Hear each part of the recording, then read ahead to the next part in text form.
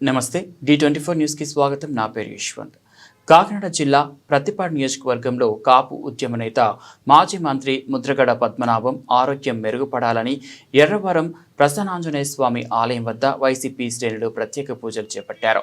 గ్రామ సర్పంచ్ విశెట్టి అప్పలరాజు ఆధ్వర్యంలో ప్రసన్నాంజనేయ స్వామి ఆలయం వద్ద ఏలేశ్వరం మండల పార్టీ మరియు నగర పంచాయతీ పార్టీ అధ్యక్షులు కొల్లపల్లి సురేష్, సిడగం వెంకటేశ్వరరావు, వైసీపీ పార్టీ శ్రేణులు అభిమానులు కలిసి ఆలయంలో ప్రత్యేక పూజలు చేశారు.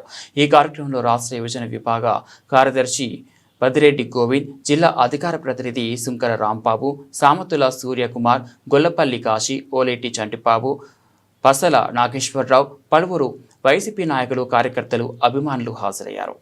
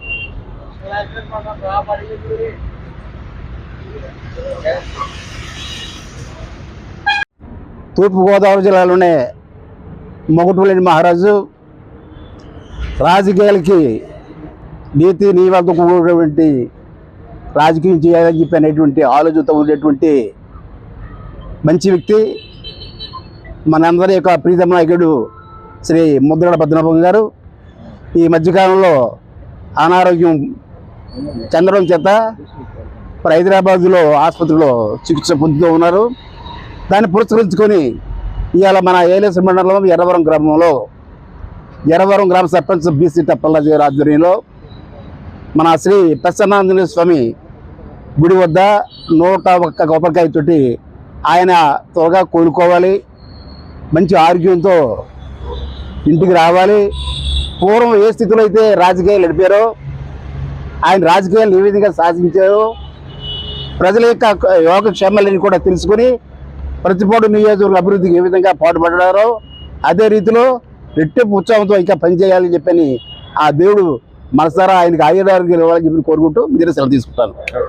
ఈరోజు మన ప్రీతమ నాయకులు మన అందరికీ అత్యంత ఆప్తుడు మన ముద్రగడ పద్మనాభం గారు ఈ ఇటీవల కాలంలో కొద్ది అనారోగ్యానికి ఇదవ్వడం, ఆయన్ని హైదరాబాద్ హాస్పిటల్కి తరలించడం, హైదరాబాద్లో యశోద హాస్పిటల్లో వైద్యం జరుగుతుండగా ఆయనకి మన ఆంజనేయ స్వామి ఆయురారోగ్యం ఇవ్వాలని, ఆయన్ని ఇంకా మన రాజకీయాలకైనా మనకి ఎంతో ముఖ్యమైన వ్యక్తి అయినా ఆయనకి భగవంతుడు ఆయుష్ ఇచ్చి ఇంకా ముందు మనందరినీ నడపాలని ఆయనకి ఒక విధి ఉంది.